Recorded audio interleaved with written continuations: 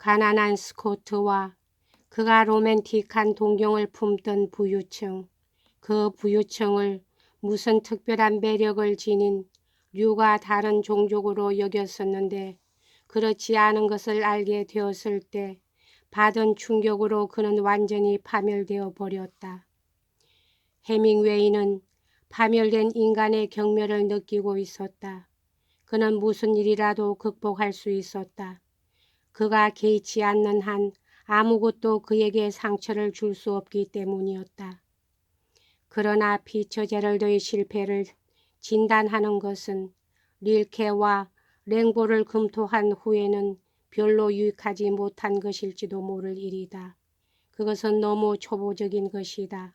그는 낭만주의자이며 그가 지닌 성실성으로 성공기와 문학적 매춘의 상처를 받지 않고 살아갈 수 있었던 것이다.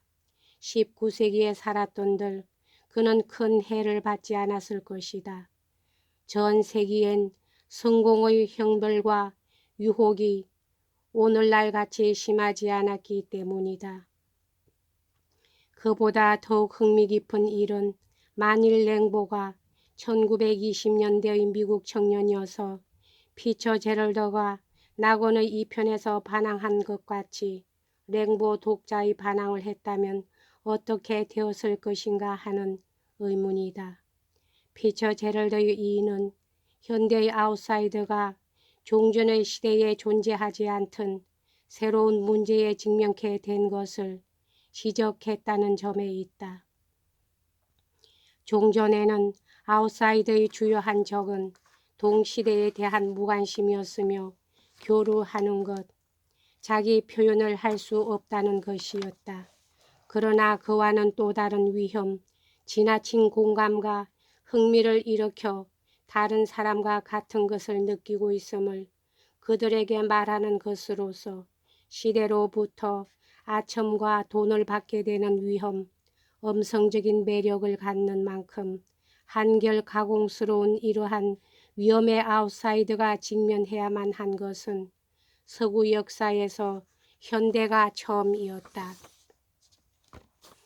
피처 제럴드의 궁지가 갖는 궁극적인 의의는 다음 장에 나타나는데 거기서는 20세기 문명이라는 이 문제가 가장 면밀히 주시되어야만 할 것이다. 그러나 지금은 이 장 첫머리에 나온 아웃사이드 문제, 즉 원숭이의 울에 갇힌 인간에 대한 스위프트적 경멸이라는 문제에서부터 긴 거리를 거쳐온 사실에 주목하여야 할 것이다. 그와 반대로 피처 제럴드는 그의 시대에 의해 기만을 당하였다. 그의 그 시대가 보여준 부와 번영의 거칠애에 그는 기만당한 것이다. 그는 모든 재능을 갖추었으면서도 20세기의 대표적인 인물이 될 만큼 위대하지 못하였다. 자기의 시대를 그는 이해하지 못한 것이었다.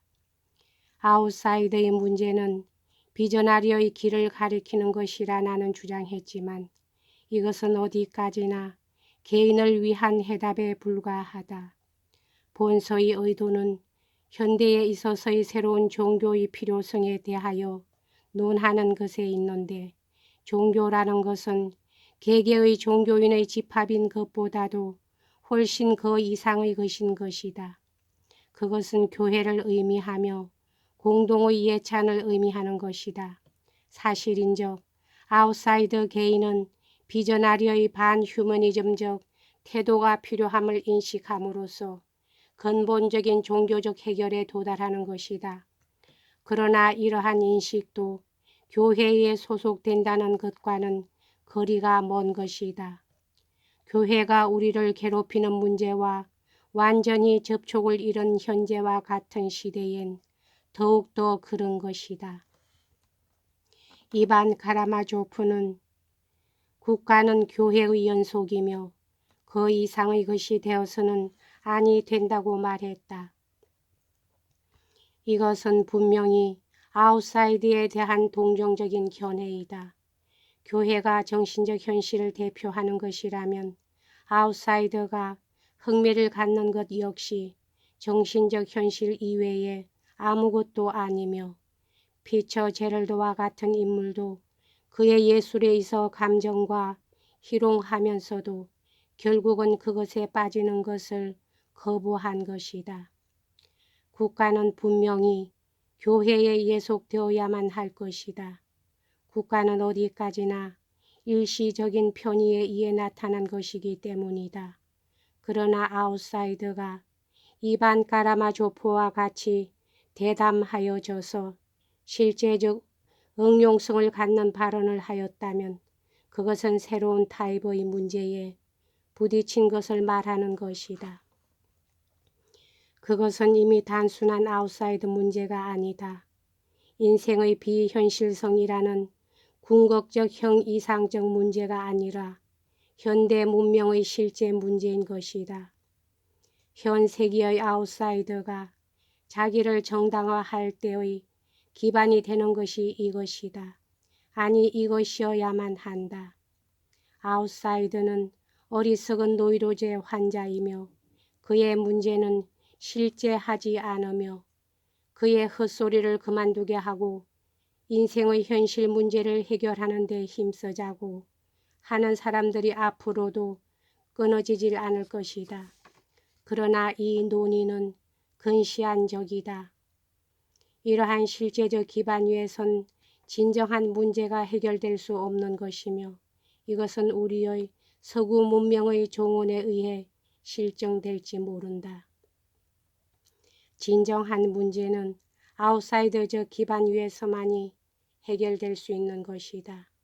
2세기 전에 블레이크는 추상 철학과 유물 사상에 대해 맹렬히 반항하였던 것이나 그의 항의는 오히려 오늘날에 이르러 한결 타당한 것이 되어 있는 것이다. 아웃사이더야말로 서구의 몰락을 해명하는 관건이다. 여기까지 하겠습니다. 다음 시간에는 제3장 아웃사이드와 역사 하겠습니다.